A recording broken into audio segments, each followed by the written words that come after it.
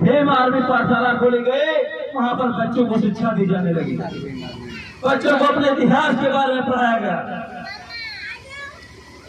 हमें कैसे लड़ना सिखाया गया, कैसे आगे बढ़ना सिखाया गया, उनके हक क्या हैं, अधिकार क्या हैं बताया गया।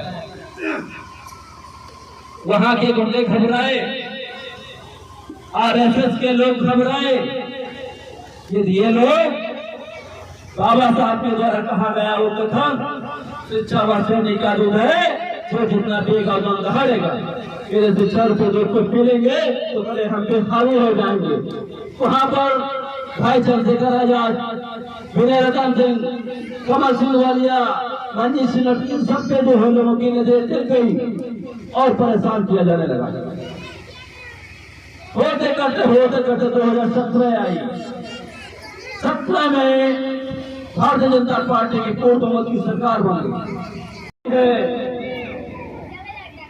14 अप्रैल 2017 में अम्बेडकर जयंती को निकालने के लिए परमिशन होने के बावजूद शोभा यात्रा पूरे गांव में नहीं निकालने दी गई। क्यों? उस गांव में सत्ता पर आसीन योगी आदित्यनाथ के जाति विशेष के लोग थे, जिन्हें सत्ता का संरक्षण प्राप्त था। वो कहते मैं इन नीले कबूतरों को जब निकलने नहीं दूंगा। लेकिन वो ये बोल गए थे यहाँ संविधान का अधिराज है। सर छोड़ो, प्रशासन ने उनका साथ दिया, शोभा यात्रा नहीं निकली। महाराणा प्रताप जयंती आती है, महाराणा प्रताप जयंती का कोई परमिशन नहीं था। पूरे गांव में रोड शोभा निकाली गई। लेकिन जब भाई के मोहल्ले की बात गली में आई तो कहा इसे भी रोड तो इधर नहीं निकलेगी तो नहीं निकलेगी। इसे फुलवाल लोगों ने किया, सत्ता के धारी लोग थे कहाँ मानते, उन्होंने आक्रमण किया, घर जलाए, दोनों तरफ से बराबर मारपीट होती तो कोई शांत नहीं बैठता जिसमें काम होता। क्या हुआ?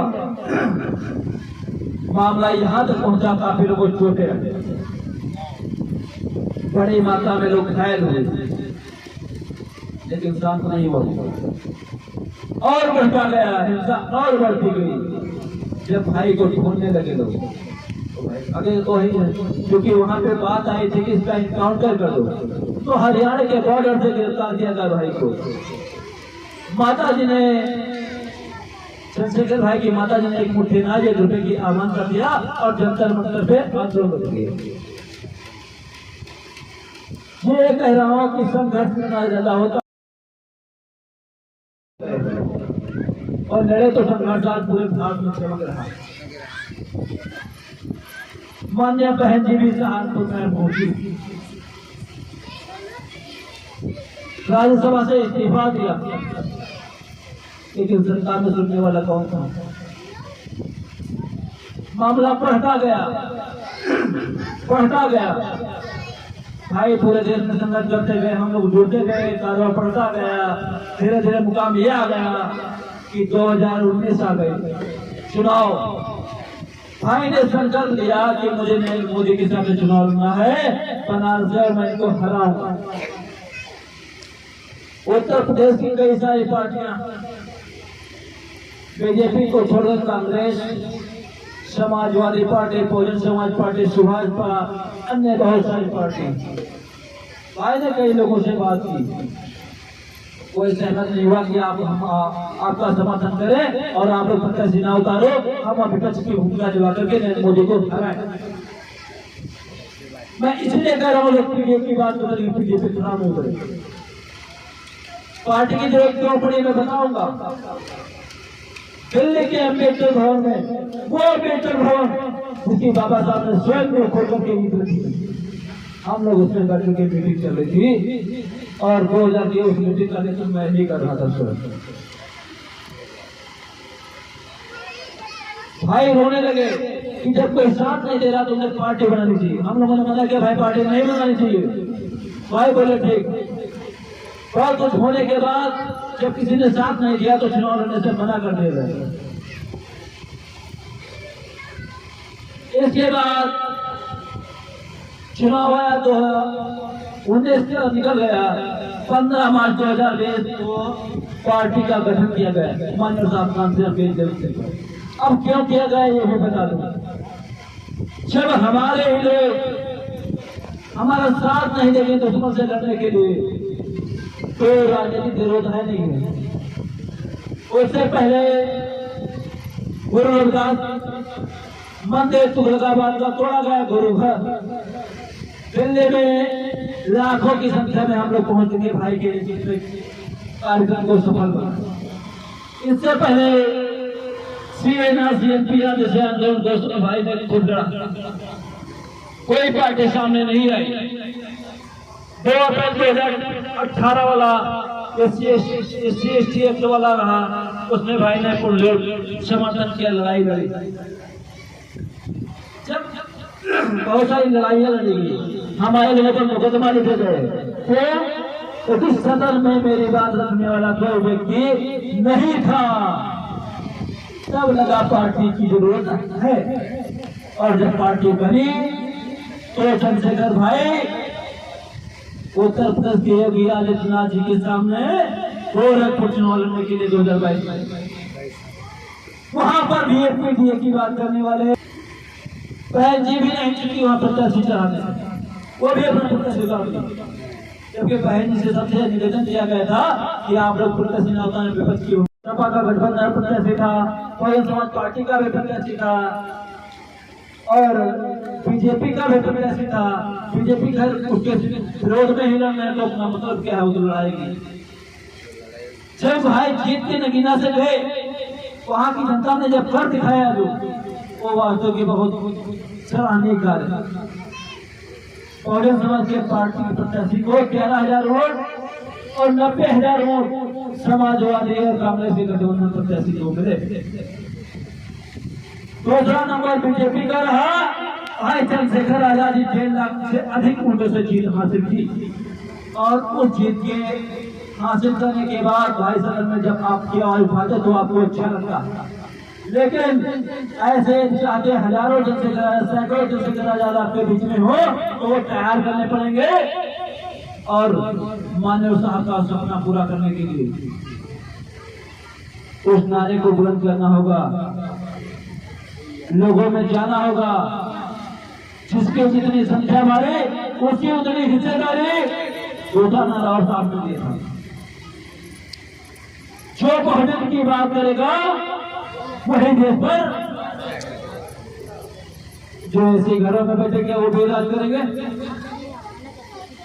जब आप हमारी आवाज नहीं उठा सकते हैं तो आपको जिताकर क्यों भेजेंगे? जब आप हमारे सुपने नहीं खड़े थे आपको क्यों जिताकर भेजे? हम क्यों आपको वोट दें? ये आप हमसे सवाल पूछ सकते। जब आप हमारे लोग मारे जाते हैं आप उनके साथ देख रहे थे, वोट क्यों दें? हम सिर्फ आप चुनाव में देखते हैं। दर्द इस बात का है कि वो लोग सिर्फ चुनाव में देखते, चुनाव के बाद गायब हो जाते हैं।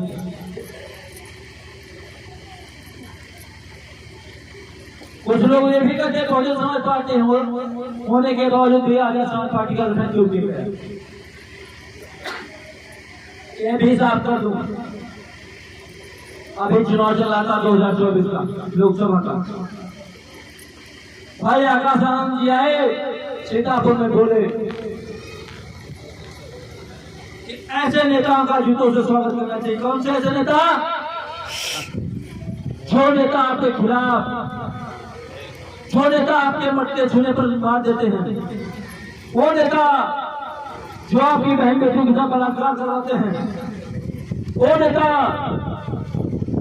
वो सीएम जो मनीषा वाल्मीकि जैसी लड़की को डरते हुए रात को 2 बजे लैपटॉप पे देखता है, क्या वही लड़की से नहीं नजर रही? ऐसे नेताओं के खिलाफ में जब बोला तो मान्य बहन जी ने कुर्सी से हटाकर नीचे कर दिया। ये आपकी आवाज को रोका जाए तो बहुत गलत है। इसलिए आपको निडर, निष्पक्ष, समझदारी से आवाज रखने वाले नेता को तैयार करना है। यदि हम पे किसी काम को है तो नहीं कुछ कर सकते। मैं मान सकता हूँ बहन जी की मजबूरी। क्योंकि सत्ता में आए हैं, बहुत कुछ बनाई है, कहीं से हो सकता है, लेकिन भाई चंद्रशेखर आजाद का स्वच्छ चेहरा है। आप कौन सी जांच करा दोगे? मैं मान रहा हूँ बहन जी शांत रह सकती है, लेकिन मैं साथ घर में नहीं बैठूंगा। मेरा तो जनता तैयार है, आप लोग और ये कोई पहली बार नहीं हो रहा है। बाबा साहब की द्वारा बनाई गई party Republican party of India, जो महाराष्ट्र से पूरे देश में अच्छे से काम कर रही थी, जब वो भारत में अच्छे से काम नहीं कर पाई, वो जब निचले स्तर की तरफ जा रही थी, तो माननीय साहब ने वहाँ पे काम किया और देखा आगे नहीं बढ़ पा रही है, तो आप उत्तर प्रदेश में आए और बहुजन समाज पार्टी का गठन किया, और गठन करने के बाद बहुजन समाज पार्टी 4 सरकार मिली। आज हमारी जनजात पार्टी, पुरानी पार्टी बहुजन समाज पार्टी का ग्राफ 2012 से लगातार नीचे गिर रहा है, इसलिए आजाद समाज पार्टी की जरूरत है। जब तक आपके लोग सदन में नहीं होंगे, बोलेगा कौन? मैं तो देख रहा हूं जो प्रत्याशी यहाँ आते 2022-24 का हमने प्रत्याशी देखा, इसका भगवा कुर्ता, जिसके मोटे मंच पे से भी नहीं निकल पा रहा था, क्या उस सदन में हमारी आवाज उठाएगा? बताओ, उठाएगा? आप सब उस प्रत्याशी का नाम जानते हैं, लोकसभा सीतापुर का